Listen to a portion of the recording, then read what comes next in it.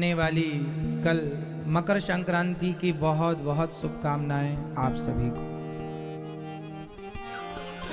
मकर संक्रांति क्यों मनाई जाती है?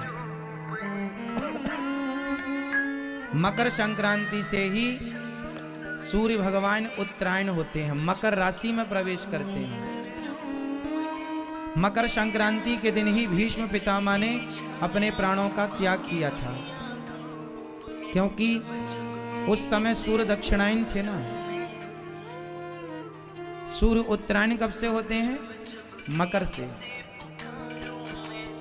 जब सूर्य मकर राशि में स्थित हो जाते हैं तब मकर संक्रांति पर्व मनाया जाता है।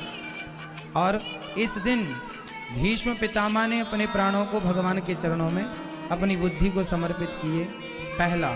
दूसरा, मकर संक्रांति के दिन, मतलब मकर संक्रांति के दिन ही भगीरथ जी ने तपस्या की और गंगा मैया जब भगवान शिव ने उन्हें जटाओं से छोड़ी तो भगीरथ जी के साथ गंगा जी गंगोत्री से निकलकर गंगा सागर में मकर संक्रांति के दिन ही गंगा सागर से मिली थी।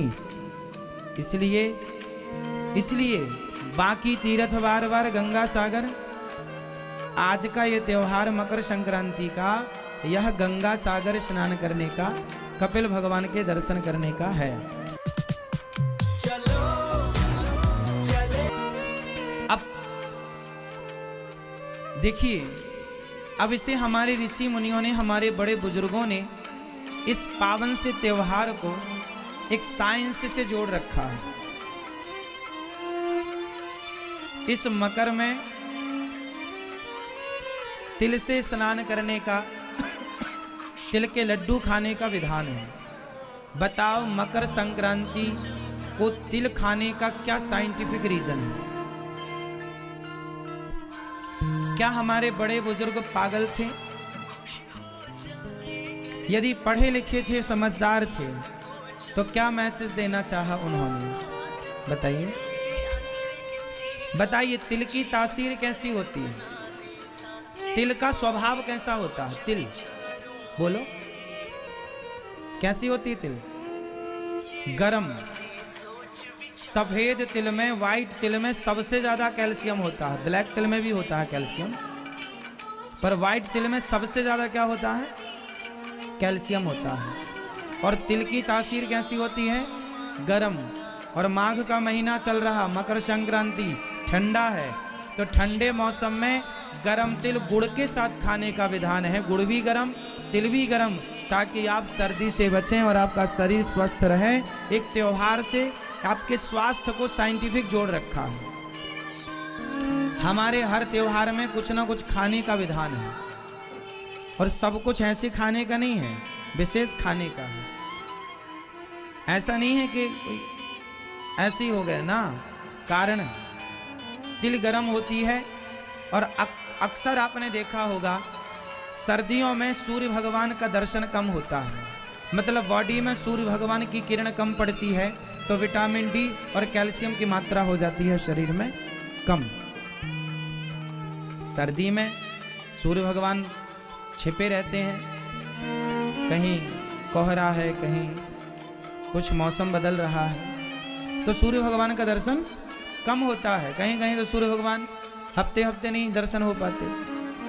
तो हमारे शरीर में सूर्य का प्रकाश ना पड़ने से विटामिन डी की कमी हो जाती है। विटामिन डी घटा तो कैल्शियम घट गया।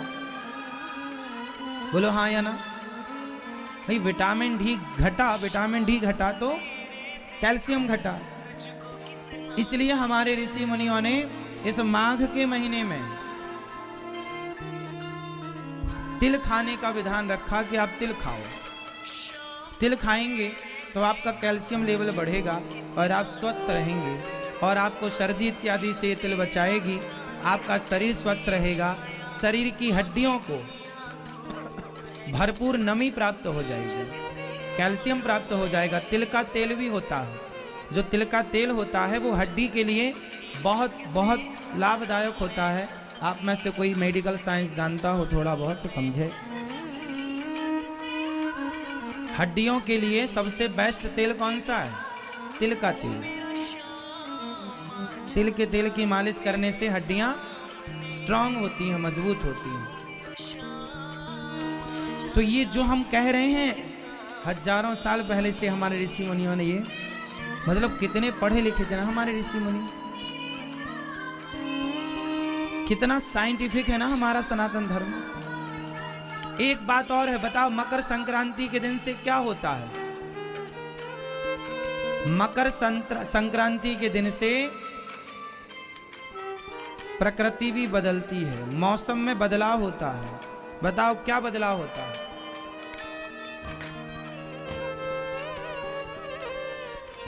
मकर संक्रांति से दिन बड़े होने लग जाते हैं, रात छोटी होने लग जाती है।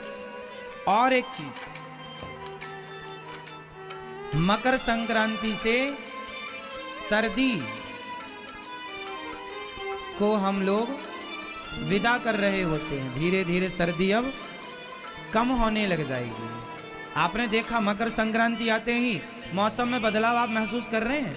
आज से 10 दिन पहले कितनी ज्यादा सर्दी थी, 5-7 दिन पहले भी बहुत सर्दी थी, पर देखो धीरे धीरे मतलब हमारे ऋषि मुनियों ने एक एक चीज को पकड़ा है कि इस दिन से देखो परिवर्तन है। दिन बड़ा होने लगा, रात छोटी होने लगी। वैसे 25 दिसंबर से ही दिन बड़े होने लग जाते हैं, पर वह बड़ा दिन मिनटों में होता है। कुछ मिनट, कुछ सेकंड से वो स्टार्ट हो जाता है, प्रक्रिया वहां से प्रोसेस शुरू हो जाता है। बट आज से विशेष परिवर्तन हुआ, इसलिए मकर संक्रांति। तो मकर संक्रांति में स्नान दान की बड़ी महिमा है। मकर संक्रांति में तिल के लड्डू बना करके दान करने की महिमा है। मकर संक्रांति में गरीबों को भोजन, कंबल और जो आपकी श्रद्धा हो दान पुण्य करने का, अन्न दान का बड़ा महत्व है।